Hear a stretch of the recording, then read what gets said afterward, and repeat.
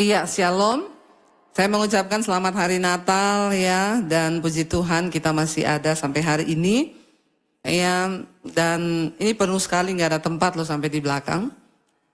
Dan ya mungkin karena memang setiap Natal itu banyak Kristen kapal selam yang bermunculan. Ya kalau udah Desember muncul di permukaan ya.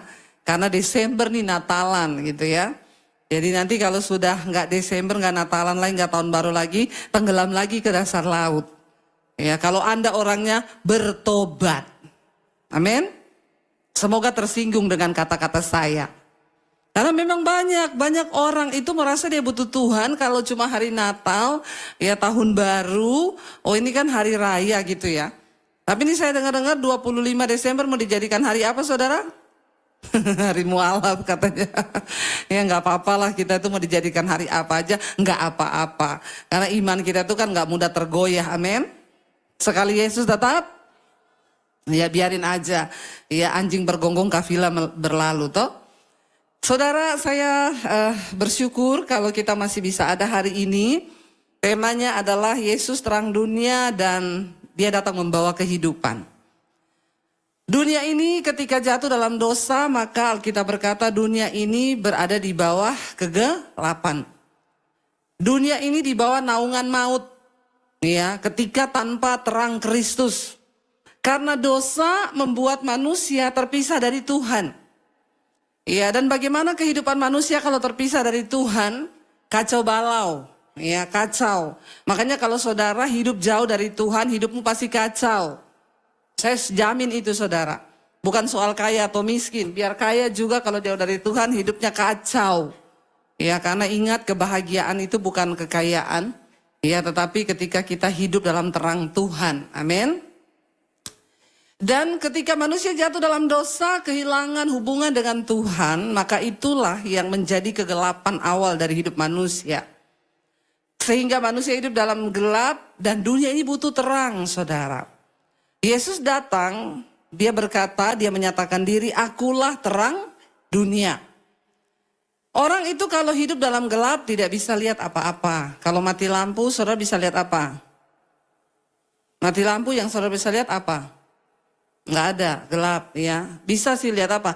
Lihat syaiton. Ya. Nah, setan itu suka tuh kalau gelap-gelap itu. Makanya orang yang suka gelap-gelap itu pasti temennya syaiton. Ya, jangan suka gelap. Yesus berkata, akulah terang dunia. Ayatnya Yohanes 18 ayat 12. Baca bersama. Maka Yesus berkata pula kepada orang banyak, katanya apa? Akulah terang dunia. Barang siapa mengikut aku, ia tidak akan berjalan dalam kegelapan, melainkan akan mempunyai. Orang yang mengikut Kristus dikatakan dia tidak akan berjalan dalam kegelapan. Orang berjalan dalam kegelapan gak bisa lihat apa-apa. Makanya semua keputusan yang dia buat salah. Ya, ambil keputusan menikah salah pilih jodoh. Ya, ambil keputusan pekerjaan, salah pilih pekerjaan. Pokoknya keputusan apapun yang dia buat itu salah. Itu tanda-tanda orang berjalan dalam gelap. Ya. Loh tapi saya Kristen loh Bu, walaupun kau Kristen. Kalau kau nggak sungguh-sungguh jadi pengikut Kristus, kau berjalan dalam gelap. Ya. Loh saya ke gereja tiap minggu, walaupun. Ya. Loh saya melayani Tuhan, walaupun. Jadi goal dari kekristenan adalah menjadi pengikut Kristus. Apa itu Kristen? Kristen itu pengikut Kristus. Tapi banyak orang menyebut diri Kristen tapi nggak mau ikut Yesus. Nggak mau ikut ajarannya, nggak mau ikut perintahnya. Ya ikuti dirinya sendiri. Gelap. Yesus berkata, kalau engkau mau mengikuti aku, ya engkau tidak akan berjalan dalam kegelapan. Sudah cukup saudara hidup kita ini dalam kegelapan. Anak-anak muda udah cukup. Saya mau bilang 2026 sampai seterusnya ini di depan gelap loh. Ya gelap. Banyak prediksi-prediksi yang menakutkan di depan. Tetapi orang yang berjalan bersama Tuhan dan mengikuti Yesus. Dia tidak akan berjalan dalam kegelapan. Sekalipun prediksi tentang tahun depan, tahun yang gelap, tahun-tahun yang akan datang itu semakin mengerikan. Kenapa semakin mengerikan? Tenaga-tenaga manusia mulai tergantikan oleh mesin, oleh robot. Ya, anak-anak muda, kau belum lulus kuliah, yang lain sudah dipecat. Padahal kau belum lulus ini. Terus kau mau harap apa ke depan kalau tidak berjalan bersama Tuhan? Yesus berkata, kalau engkau mengikut aku, engkau tidak akan berjalan dalam kegelapan. Melainkan engkau akan mempunyai terang hidup. Kita bukan hanya tidak berjalan dalam kegelapan, tapi hidup kita menjadi terang. Amin. Justru kita bisa menjadi terang bagi orang lain yang berjalan di dalam kegelapan. Jadi Natal itu adalah terang yang datang ke dalam dunia supaya kita tidak salah berjalan dalam hidup ini, saudara. Setiap hari kita ini harus bikin pilihan. Ya. Setiap orang itu pasti harus membuat banyak pilihan penting dalam hidup. Nah, kalau pilihan yang kau buat itu salah karena engkau mengambil keputusan di dalam kegelapan, engkau nggak bisa lihat apa-apa. Karena itu, mari kita sungguh-sungguh percaya Yesus dan mengikuti Yesus, ya. Jangan cuman jadi fans aja, ya. Tapi ikuti Kristus, apa yang dia perbuat, apa yang dia lakukan, apa yang dia suruh lakukan. Dan dia bilang, siapa mengikut aku, ya, ia tidak akan berjalan dalam kegelapan. Ini janji. Dulu ketika saya belum kenal Tuhan Yesus, hidup saya hancur, saudara. Kenapa? Semua keputusan yang saya buat salah. Saya tidak bisa melihat terang. Ya, saya salah pacaran, salah ini, salah ambil keputusan kerja, salah ini. Ya, dulu sekolah jurusannya IPA. Ternyata ujiannya ekonomi terus. Banyak yang begini toh. Kau ambil jurusannya teknik tapi ujiannya tetap ekonomi kan? Dalam kehidupan toh. Ya, jangan salah jurusan, ikut Tuhan itu. Ya, kita dikasih hikmat untuk melihat jalan hidup ke depan ini seperti apa. Kalau kita berjalan bersama Tuhan, maka Tuhan beri kita hikmat untuk kita mengambil keputusan penting dalam hidup kita. Barang siapa itu mengikut Tuhan, dia akan berjalan di dalam terang. Bahkan hidupnya itu akan menjadi sumber terang bagi orang lain. Bapak Ibu, hari-hari ini Tuhan sedang mencari orang-orang yang bisa dipakai Tuhan untuk menjadi berkat bagi banyak orang. Engkau percaya bahwa Tuhan itu sumber berkat? Ya, kita harus percaya Tuhan sumber berkat. Dan ketika Tuhan adalah sumber berkat, dia mau memakai kita ini untuk menjadi saluran berkat-Nya. Tapi sayang Tuhan tidak menemukan banyak orang yang mau sungguh-sungguh mengikut dia. Yang mau sungguh-sungguh menyerahkan hidupnya kepada Tuhan. Ya, kalau saya ini dulu tidak mengenal dan tidak menerima dan mengikuti Tuhan Yesus. Ya, saya nggak tahu hidup saya jadi apa, saudara. Mungkin hari ini saya sudah bunuh diri. Saya sudah nggak ada di dunia. Karena dosa membuat saya kecewa. Saya ketemu Tuhan Yesus ketika saya mau bunuh diri. Hidup saya hancur, masa depan saya hancur. Setan bilang, kamu udah bikin dosa, hidupmu udah hancur. Ngapain lagi kamu hidup, mati aja. Nggak ada guna kamu hidup. Ya, bahkan untuk masa depanmu aja udah gelap. Siapa yang mau menikah sama kamu, hidupmu udah hancur. Ya, dan saya mendengar apa yang setan ngomong.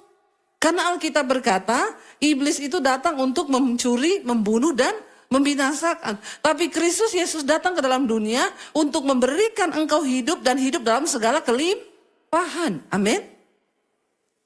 Setan itu cuma pengen datang mencuri, membunuh, membinasakan. Setan tahu ada banyak hal berharga yang Tuhan ciptakan dan dia taruh dalam hidup kita, saudara. Karena itu setan pengen curi itu. Nah, ketika dia curi segala hal yang berharga dari hidup kita, dia pengen engkau hancur. Bukan cuma hancur. Dia bidik engkau, dia pengen membunuh engkau. Dan ingat, tujuan setan bukan cuma sampai dia bunuh kita. Dia ingin membinasakan. Ini tujuan akhir setan loh. Nah, di hidup kita ini ada tujuan Tuhan, rencana Tuhan. Ada tujuan setan atau rencana setan. Hari ini engkau mau pilih yang mana? Apakah engkau pilih untuk melakukan tujuan Tuhan dan rencana Tuhan, atau melakukan rencana setan dalam hidup kita? Bagaimana kita ini hidup untuk melakukan rencana Tuhan dalam hidup kita? Maka kita ini harus melakukan segala sesuatu dalam terang. Kita buka bersama Efesus pasal yang ke-5 ayat yang ke-8 mulai. Efesus 5 ayat yang ke-8. Apa kata firman Tuhan saudara tentang hidup kita? Ya, baca bersama ayat ini 1, 2, 3. Memang dahulu kamu adalah kegelapan, tetapi sekarang kamu adalah terang di dalam Tuhan. Sebab itu hiduplah sebagai anak-anak terang. Dulu kita semua ini kegelapan. Dulu saya kegelapan. Saya hidup melakukan dosa. Ya, tetapi setelah saya menerima Kristus, dikatakan maka kita ini dirubah menjadi statusnya anak-anak terang. Nah, setelah kita menjadi anak terang, apa yang harus kita lakukan? Ayat berikutnya dikatakan di sana, karena terang hanya berbuahkan kebaikan dan keadilan dan kebenaran. Ya, orang yang hidup dalam terang, dia hidup menjadi melakukan buah-buahnya itu kebaikan, keadilan dan kebenaran.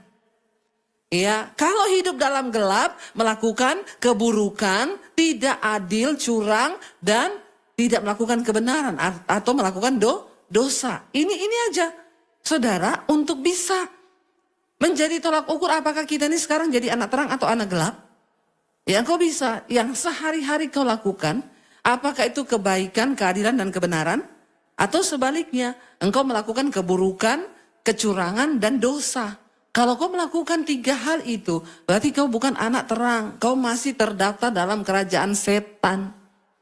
Ya, cuma orang yang menerima Yesus, yang mendapat julukan, dia sungguh-sungguh anak terang, dia dipindah hidupnya, kata firman Tuhan. Dari kerajaan setan, kau dipindah kepada kerajaan Allah. Lalu ayat yang ke-10 berkata begini, saudara. Kita baca ayat yang 10. Dan ujilah apa yang berkenan kepada Tuhan. Uji. Saya mau gini, ini Tuhan berkenan gak ya? Saya dugem, ini Tuhan berkenan gak ya? Orang dugem itu berkenan sama Tuhan apa kagak? Ya, menurut saudara, nggak usah cari-cari ayat. Nggak usah ayatnya di mana bu itu? Ya, merokok itu ayatnya di mana? Di pom bensin. Tulisannya gede, dilarang merokok. Kita nggak usah cari ayat, pakai otak saja. Karena Alkitab berkata Tuhan menciptakan manusia dengan akal budi. Apa itu akal budi? Ya, satu insting yang diberikan Tuhan untuk membedakan mana yang baik dan mana yang jahat. Jadi tidak semua orang itu punya otak, ya, tapi punya akal budi. Kayak kucing itu punya otak enggak? Punya. Kucing ada akal budi enggak? Menurut saudara kucing ada akal budi atau enggak? Ya, tapi dia punya otak bisa mikir. Tapi akal budi enggak. Makanya dulu anak saya bilang gini, Mami itu kucingnya temanku loh. Tapi dia tiap malam datang ke rumah kita. Dia padahal sudah punya anak, tapi dia naksir sama kucing kita.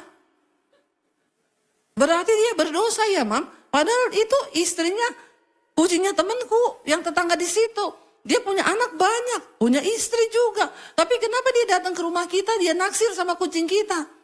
Saya bilang kalau kucing enggak apa-apa, Dek. Namanya juga kucing. Iya. Lah kalau orang, Mam, kalau orang enggak boleh. Tapi buktinya temanku juga papahnya udah punya istri, tapi punya pacar. Nah, itu namanya bapak-bapak kucing garong. Bapak punya otak tapi nggak punya akal budi itu. Karena nggak pernah baca firman. Dari mana akal budi datang? Dari firman Tuhan. Ya, makanya banyak baca Alkitab supaya jangan jadi kucing garong.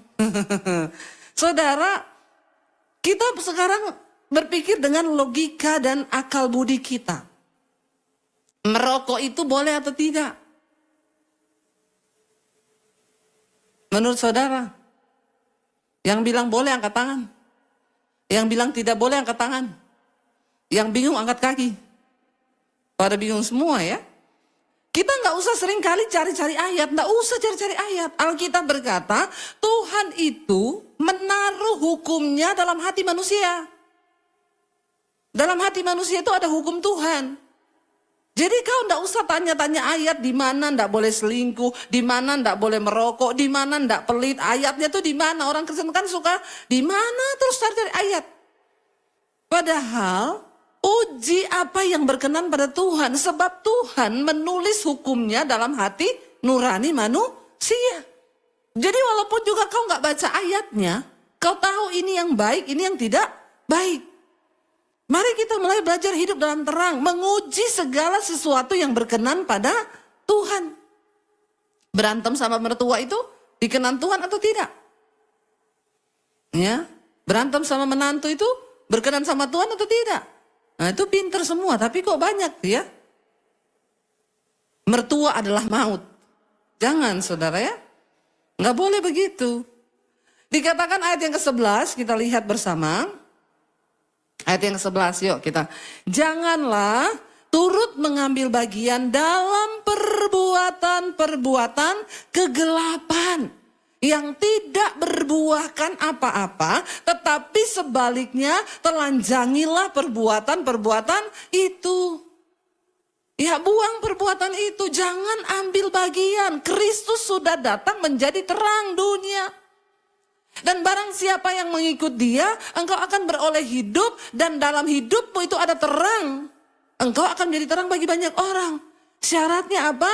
Jangan lagi turut mengambil bagian dalam perbuatan-perbuatan kegelapan yang tidak berbuahkan apa-apa, tapi sebaliknya buanglah, telanjangilah perbuatan-perbuatan itu.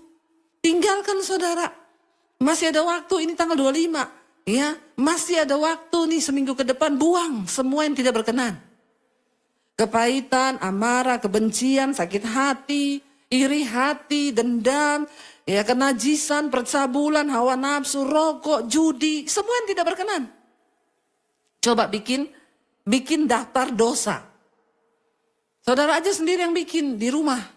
Dulu saya begitu waktu saya bertobat. Saya bikin buku daftar dosa saya. Kalau orang Kristen ini sekarang tidak, dia punya daftar dosa orang. Ya, dia punya daftar dosanya tetangga, dia punya daftar dosanya temennya, tapi nggak punya daftar dosanya dia. Ya, sehingga kalau dia duduk di gereja dengerin khotbah ini, dia bilang, ini harusnya teman saya itu datang loh. Ya Pak ya, yang dalam hati, ini sebenarnya khotbah ini cocok buat ipar saya. Sayang ipar saya itu nggak datang. Harusnya dia dengar, tapi nanti saya cariin potongannya, saya kirim nanti lewat WA. Bertobat saudara ya.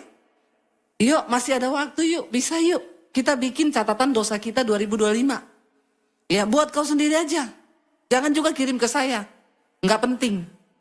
Ya, cuma penting bagi kau dengan Tuhan saja. Itu pertobatan, bikin di kamar tulis. Ya Tuhan, saya ini masih suka nonton film porno, saya suka dugem, saya suka rokok, ada kepahitan di hati, saya kepahitan sama kakak saya kepahitan sama bapak saya. Tulis. Ya, karena keterbukaan itu awal dari apa? Keterbukaan awal dari? Nggak ada yang tahu loh ini. Padahal ini statement rohani banget nih, sering kali diucapkan nih. Ya, keterbukaan awal dari pemulihan. Ya, kalau saya bilang keterbukaan awal dari ketahuan. Ya, nanti setelah ketahuan baru bisa dipulihkan. Karena ada orang tidak tahu diri. Enggak tahu dosanya, enggak. Dia cuma sibuk hakimi dosa orang lain. Tapi dosanya dia enggak tahu. Ayo jangan lagi kita melakukan perbuatan-perbuatan kegelapan ini. Supaya kita masuk tahun depan dengan hidup yang baru. Ayat yang berikutnya ayat 11 berkata di sana ayat 12 ya. Kita baca, sebab menyebutkan saja pun apa yang dibuat oleh mereka di tempat-tempat yang tersembunyi itu telah memalukan. Ya, jangan suka sembunyi-sembunyiin sesuatu. Hari-hari ini kita di bangsa kita ini, ya aduh banyak banget kebuka-kebuka ya para pejabat ini ternyata, saking kebanyakan duit banyak simpenan. Ani-ani no, simpanan yes. Ya, ini lagi heboh nama-nama artis yang jadi simpenan saudara. Ya, aduh dosa ini memang yang bisa liburan ke luar negeri bareng, ya fotonya di satu tempat yang sama, ya tapi ngangkatnya beda, ya. Nih dosa ini begini nih sekarang saudara, ya jangan ya, Menyebutkan saja pun yang dibuat mereka di tempat tersembunyi itu telah memalukan, apalagi kita juga melakukan. Ya, yang ani-ani tahun depan jangan jadi ani-ani lagi, amin. Nggak ada ani-ani kan di sini? Ani-ani no simpanan? No, amin. Jangan bilang yes ya, no. Ani-ani no simpanan, no. Pelakor, no. Kita berdoa supaya kita hidup di tahun depan tuh dengan hidup yang kudus di hadapan Tuhan. Menyebutkan saja yang dilakukan mereka itu sudah sangat memalukan, tidak layak bagi kita. Ayat 13 berkata di sana apa saudara? Tetapi segala sesuatu yang sudah ditelanjangi oleh terang itu menjadi nampak. Sebab semua yang nampak adalah terang. Ya, ketahuan nih sekarang. Kalau engkau tidak pernah datang kepada kebenaran, engkau tidak akan tahu dosa. Makanya orang Kristen tuh banyak yang gak tahu diri. Berdosa, tapi pede banget masuk surga.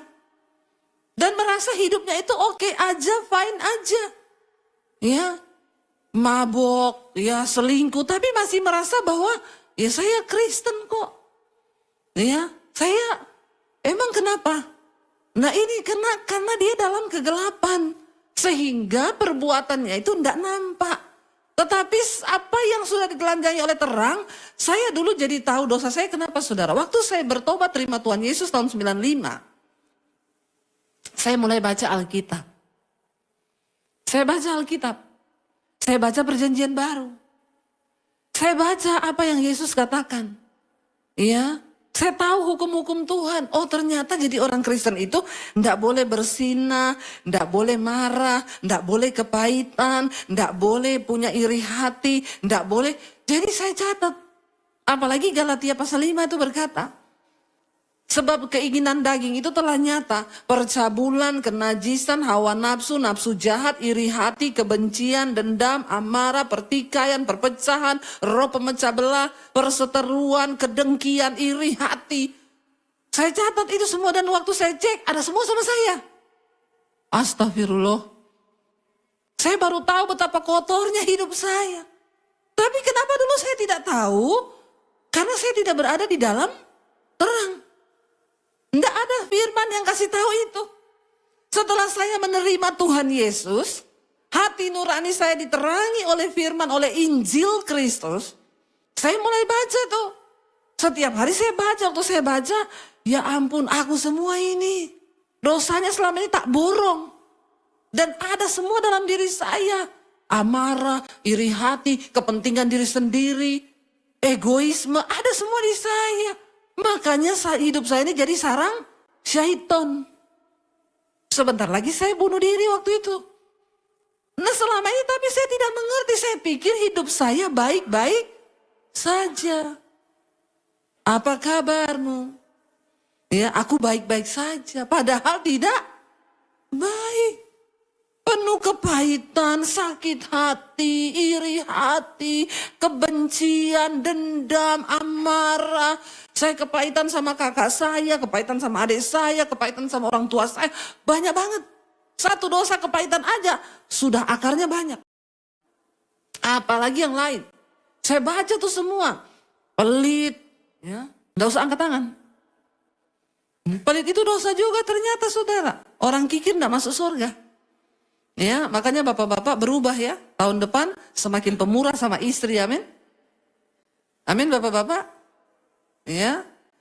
Coba kau tambahi gajinya istrimu tahun depan, ya.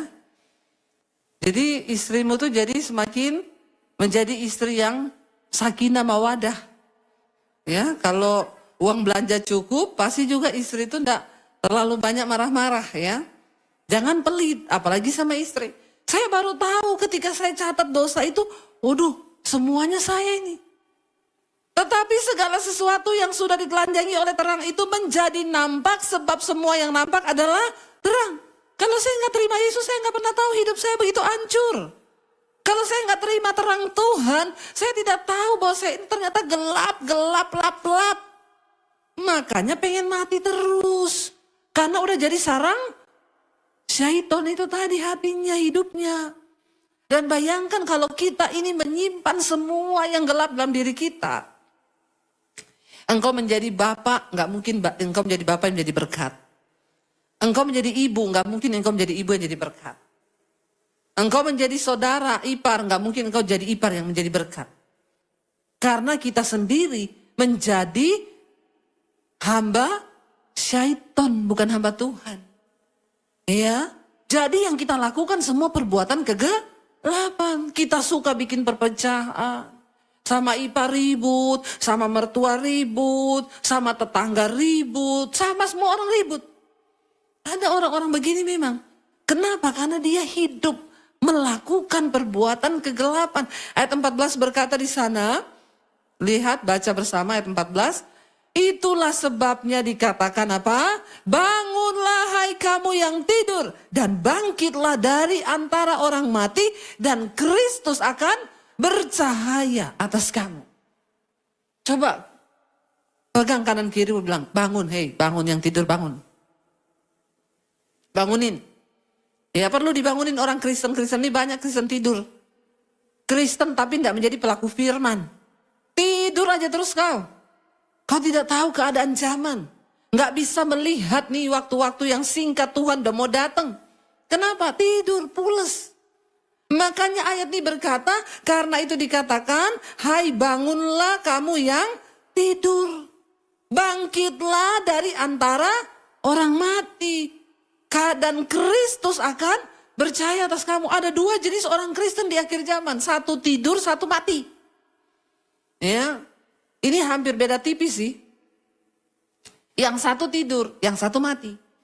Apanya yang tidur? Imannya. Kalau di gereja matanya melek, liatin saya semua nih. Ya, kalau dengar khotbah gini semua matanya. Tapi rohaninya tidur. Pulang tetap berdosa lagi. Pulang hidupnya nggak berubah. Datang ibadah Natal. Gereja penuh sampai panas nih saya. Ya. Tapi kalau engkau tidak bangun dari tidurmu, percuma. Engkau masuki lagi tahun depan hidup yang sama. Tetap kepahitan, tetap bersinah, tetap marah, tetap iri hati, tetap pelit, tetap hidupmu nggak pernah bisa menerima janji-janji Tuhan.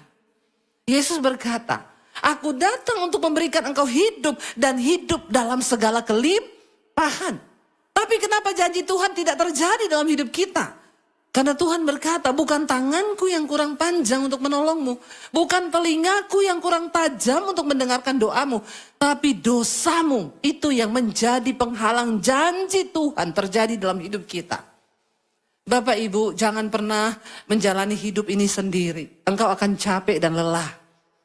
Rugi kita hidup ini tidak lama di dunia. Tuhan sudah menyediakan berkat-berkat bagi orang yang mau sungguh-sungguh hidup di dalam jalan Tuhan. Dia sudah menyediakan janjinya. Saya ini bukan berkhotbah teori. Saya sudah mengalami apa yang Tuhan janji. Ya, waktu kita klik dengan rencana Tuhan, waktu kita nurut mengikuti Yesus sungguh-sungguh, maka janjinya itu terjadi kelimpahan. Dunia boleh mengalami resesi, tapi anak Tuhan yang menjadi sungguh-sungguh pengikut Kristus akan diberi perbedaan. Itu yang Alkitab bilang. Tuhan akan menyatakan perbedaan antara orang yang sungguh-sungguh mengikut Tuhan dengan yang tidur dan apalagi yang mati. Pastikan hari ini imanmu tidak tidur. Pastikan imanmu tidak mati, tapi hidup. Tahun depan Tuhan akan banyak melakukan perkara yang besar. Karena di akhir zaman dia berjanji bahkan kekayaan bangsa-bangsa akan mengalir ke tangan orang benar. Untuk apa? Menjadi bukti bahwa hidup kita ini berbuah bagi kemuliaan Tuhan. Amin. Tetapi kalau kau tidak mau bertobat, tidak bisa saudara. Ayo saudara, sudah cukup banyak waktu yang kita pakai untuk hidup bagi kepentingan dan keinginan kita sendiri. Tetapi mari, ini waktunya kita bertobat. Yang terakhir kita baca ayat yang ke-15. Firman Tuhan berkata di sana apa? Karena itu apa? Perhatikanlah dengan seksama bagaimana kamu hidup. Janganlah seperti orang bebal, tetapi seperti orang arif. Ya. Dan yang terakhir ayat 16 berkata, dan pergunakanlah waktu yang ada karena hari-hari ini adalah jahat. makin akhir zaman, makin jahat hari-hari ini. Makanya perhatikan dengan seksama bagaimana kamu hidup. Jangan seperti orang bebal, tapi seperti orang arif. Dan pergunakan waktu yang ada, karena hari-hari ini adalah jahat. Anak muda, ya kalau 2025 kau itu cuma kebanyakan scroll tiap hari, mager. Ya, cuma di kamar pegang handphone, scroll terus berjam-jam ini loh. Ya sebenarnya setan bekerja ini lewat apa? Lewat handphone hari-hari ini. Ya, setan tuh bekerja lewat handphone. Dia nggak perlu kasih saudara yang aneh-aneh, nggak usah. Dia kasih handphone aja. Ya, coba saudara bisa nggak hidup tanpa handphone? Lepas dari handphone 1 menit, bisa nggak? Ke toilet aja bawa handphone. Siapa yang ke toilet bawa handphone? Itu berarti kau sudah diperbudak sama handphone. Ya, jangan bawa handphone ke toilet saudara. Ya, yang mau bertobat anak-anak muda masuk ke sekolah misi saya tuh di Bandungan. Senin sampai Sabtu nggak boleh pegang handphone. Bolehnya itu pegang kalau udah tugas, nanti Sabtu baru diambil handphonenya, ditahan di staff. Ya, bisa nggak kita? Masih bisa nggak? Ya, saya tuh kalau ketinggalan handphone kadang udah jauh suami saya bilang, ih handphone saya ketinggalan, suami saya bilang, balik nggak? Nggak usah, nggak mati, nggak bawa handphone. Amin. Ya kadang-kadang kita ini tanpa kita sengaja. Makanya saya pikir-pikir nanti yang akan jadi chip, yang akan dipasang di kita itu apa? Yaitu memori SIM cardmu itu nanti. Itu yang akan jadi chip antikris yang akan dipasang. Ya karena kita udah nggak bisa hidup tanpa itu kan. Coba sekali-sekali coba 1 hari ya. Hari ini Natal ya, nggak usah pakai handphone coba. Ya, nggak bisa itu. Pergunakan waktu yang ada karena hari-hari ini jahat. Sekarang kejahatan tuh tidak jauh. Di handphone saudara. Ya di tangan kita itu loh. Berapa banyak anak-anak muda yang jatuh dalam pornografi. Ya ketemu temen sekarang. Ya akhirnya jatuh dalam dosa seksual karena handphone. Handphone ini sekarang dipakai setan. Sekarang tergantung kita nih. Mau pakai handphone ini untuk apa? Iya. Kita nyari sesuatu sekarang bahaya sekali loh. Ya saya mau bikin khotbah tentang kaki Dian. Saya klik di Google kaki Dian, yang muncul kakinya Dian. Padahal yang saya maksud kaki Dian, menorah itu. Saya klik kaki Dian, yang muncul kakinya Dian seksi-seksi. Kaki Dian, kaki Susi, kaki-kaki yang lain. Nah sekarang tinggal tergantung saya nih, mau saya lanjut klik atau ya saya tinggalin, bener nggak? Halo, bener nggak anak-anak muda? Nggak usah pura-pura. Ayo kita bertobat. Orang tua yang terjebak dengan pornografi lewat handphone. Para selingkuhan dimulai dari handphone. Ya, ayo kita bertobat hari-hari ini. Telanjangi semua perbuatan kegelapan itu. Terima Tuhan Yesus. Karena saya selalu ulang saudara, sorga itu bukan untuk tempat orang sembarangan. Sorga itu tempat yang mulia. Hanya orang-orang yang mau berjuang hidup dalam kekudusan. Hanya orang-orang yang mau berjuang membuang segala perbuatan kegelapan. Natal tidak akan pernah berarti tanpa engkau terima terang Tuhan dalam hidupmu. Kenapa selalu ada pohon terang? Kenapa selalu ada lilin di sana? Ya, untuk memberitahukan pohon itu bicara tentang kehidupan. Terang itu bicara tentang kegelapan sudah dilucuti. Ya, jangan mau melakukan hal-hal kegelapan. Karena itu adalah perbuatan iblis. Iblis suka dengan kegelapan. Tapi terang Tuhan telah terbit atas kita. Amin.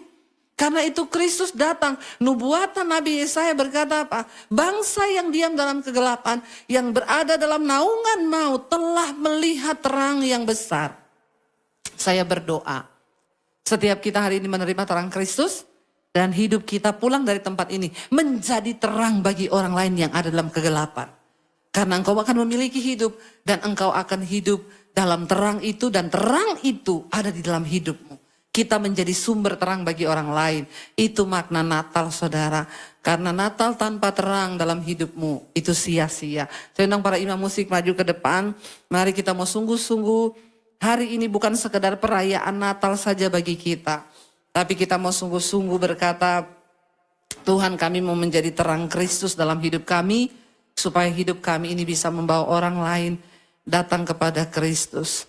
Kita bangkit berdiri bersama.